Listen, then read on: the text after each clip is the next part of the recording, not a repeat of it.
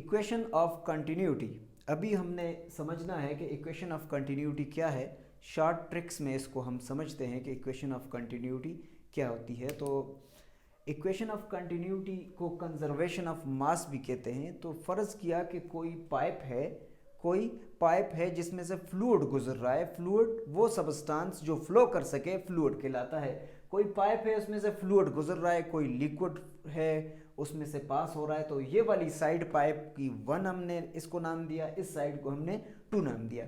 फर्ज किया कि उसमें से कोई आइडियल फ्लूइड फ्लो कर रहा है। तो ये साइड फर्स्ट है, ये सेकंड है। यहाँ का एरिया A1 कहलाएगा, यहाँ का वॉल्यूम V1 कहलाएगा, यहाँ का मास M1 कहलाएगा और यहाँ की वेलोसिटी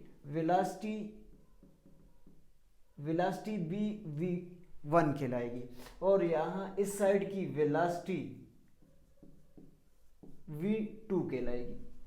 तो ये साइड 1 है और ये वाली साइड 2 है। तो फर्ज किया हमने इसमें से कोई आइडियल फ्लूइड फ्लो हो रहा है तो first side is equal to second side. हम ये कहेंगे कि मास आइडियल फ्लूइड का लेफ्ट साइड का M1 बराबर होता है M1 is equal to M2।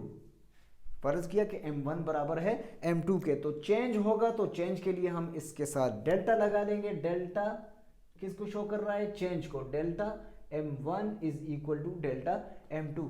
Density क्या चीज होती है ये आपको पता होना चाहिए कि डेंसिटी को रो से जाहिर करते हैं। Density rho is equal to mass पर यूनिट वॉल्यूम। मास पर unit volume, this is the equation of density. तो यहां से हम मास की वैल्यू निकालते हैं तो ये आ जाएगा rho V is equal to M। तो ये आ गई M की value rho V is the volume. तो M जिधर होगा उधर हम इसकी वैल्यू पुट करेंगे रो V। तो ये आ जाएगा M is equal to rho V is equal to rho V। ये वाला V1 कहलाएगा, ये वाला V2 कहलाएगा। तो डेंसिटी है तो डेंसिटी बोथ लिक्विड सेम है तो इसकी डेंसिटी सेम होगी। अगर वाटर है तो इस फर्स्ट साइड की भी सेकंड की भी डेंसिटी हमेशा सेम रहती है। तो इसलिए डेंसिटी का ये जो रो है ये वाला सिंबल इसके साथ कैंसिल हो जाएगा। तो एक तरफ बचता है वॉल्यूम V1, दूसरी तरफ वॉल्यूम बचता है V2। तो वॉल्यूम की वैल्यू V1, वॉल्यूम हमें पता है कि वॉल्यूम में 3 लेंथ होती है। कितनी लेंथ होती है? 3 लेंथ मिलती हैं तो वॉल्यूम कहलाता है।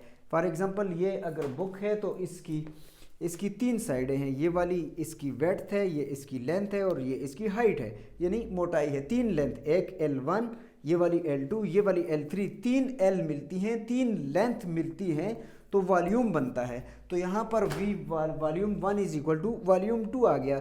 तो इधर हम लिखते हैं कि L1 is equal to L2 यानी 3 L आ गए। इधर भी 3 L है, इधर भी 3 L है। तो 2 L मिलते हैं तो एरिया बनाते हैं। तो हमने लिखा L1 multiply by area 1, L2 multiply by area 2। तो L1 L2 area 1 area 2, 2 length मिलती हैं तो क्या बनाती? एरिया। लंबाई मल्टीप्लाई बाय चौड़ाई, लेंथ मल्टीप्लाई बाय विड्थ क्या होता है? एरिया होता है। तो L इज द लेंथ। तो L को हम S से भी शो कर सकते हैं। इधर हम लिखते हैं S, L को हम S से भी शो कर सकते हैं। हम लिखते हैं S multiply by A1 is equal to S multiply by A2। ये S1 आ जाएगी, ये S2 आ जाएगी। अब अगर हम S वेलोसिटी की इक्वेशन की तरफ हम जाएं तो हमें पता है कि S किसके बराबर होता है? तो velocity V is equal to S by T। S is the distance displacement by time. तो यहां से S की वैल्यू हम निकालते हैं तो इधर आंसर आता है S is equal to VT।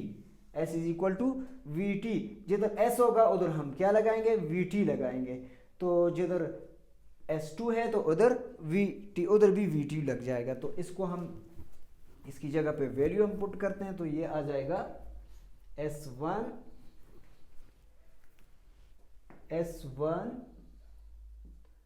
Multiply by A1 is equal to S2 multiply by A2। तो S की जगह पे क्या आ जाएगा? VT मल्टीप्लाई बाय A1, इधर S2 की जगह पे भी हम क्या लगाएंगे, इधर भी आ जाएगा VT multiply by A2। VT, V is the velocity. तो यहां वेलोसिटी सेम नहीं होगी, एक दो वेलोसिटी चेंज है, तो इसलिए इसके साथ हम लिख देते हैं V1, इस साइड के साथ हम लिखते हैं V2। ये वाली साइड 1 की वेलोसिटी है, ये वाली साइड V2 की। टाइम, ड्यूरेशन टाइम दोनों का सेम, टाइम कांस्टेंट रहता है फर्स्ट साइड का भी सेकंड का भी, तो टाइम के साथ हम T1 और T2 नहीं लिखेंगे, तो ये वाला टाइम T, ये वाला टाइम T के साथ कैंसिल हो जाएगा। तो इधर जो आंसर बचता है वो बचता है V1A1 is equal to V2A2। ये इक्वेशन आ गई, V1A1 V2A2। V is the velocity, A is the area, V2 is the velocity, A2 is the area. V1 कौन सी वेलोसिटी है, फर्स्ट साइड की वेलोसिटी है। V2 कौन सी वेलोसिटी है, सेकंड साइड की वेलोसिटी है। तो ये this equation is known as equation of continuity. इस इक्वेशन को, this equation A1 V1 is equal to A2 V2 is known as equation of continuity. तो ये इक्वेशन ऑफ कंटिन्यूटी की इक्वेशन है। इससे हम कंपैरिजन करते हैं तो ये A2 इधर आके डिवाइड हो जाएगा A1 के साथ, और ये इधर इस V1 को इधर लाएंगे तो ये डिवाइड हो जाएगा। कंपैरिजन में हम चेक करते हैं तो ये V1 और A1 एक दूसरे के इनवर्स रिलेशन में है, A2 और V2 एक दूसरे के इनवर्स। जनरल हम इक्वेशन यहाँ से निकालते हैं तो velocity is inversely proportional to 1/a। This equation shows that speed of fluid is inversely proportional to the area, यानी एरिया ज्यादा होगा तो फ्लूइड की स्पीड कम होगी। एरिया ज्यादा करने से स्पीड कम होगी, एरिया कम करने से। वाटर का जो पाइप होता है, जैसे ही आप फ्लूइड उसमें से पानी गुजरता है, आप उसको स्क्यूज करते हैं, प्रेस करते हैं, तो उस फ्लूइड की पानी की स्पीड तेज हो जाती है, हम एरिया उसका तंग करते हैं। या नलका जो होता है, घर में जो पानी का नलका लगा होता है, तो उसके आगे फ्रंट लाइन जो है वो उसका एरिया हमने तंग किया होता है। तंग इसलिए किया होता है कि ताकि उस फ्लूइड की स्पीड, उसकी वेलोसिटी तेज हो सके। तो इसी तरह हम अगर रिवर में देखते हैं कि उसका डीपर पार्ट जो होता है वो शैलो के कंपैरिजन में डीपर का एरिया ज्यादा होता है। तो एरिया ज्यादा, तो जो रिवर का डीपर साइड होगी वहां पर स्पीड ऑफ फ्लूइड कम होगी। कंपैरिजन कौन से, तंग एरिया, जहां पे एरिया डीपर नहीं है, शैलो है, तो वहां पर उसकी स्पीड ज्यादा होगी। तो जस्ट हम ये कह सकते हैं कि speed of fluid is inversely proportional to the area. This equation is known as equation of continuity.